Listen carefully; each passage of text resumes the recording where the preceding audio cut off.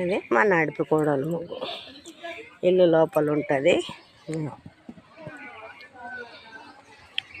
దించుకున్నది డిజైన్లు డిజైన్లు మొత్తం రాసింది. అన్ని ఇళ్ళనే రాసింది, ముగ్గునే రాసుకున్నది.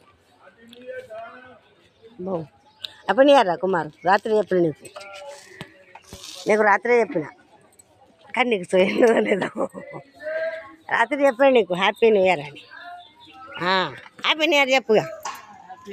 హ్యాపీ న్యూ ఇయర్ అందరికీ.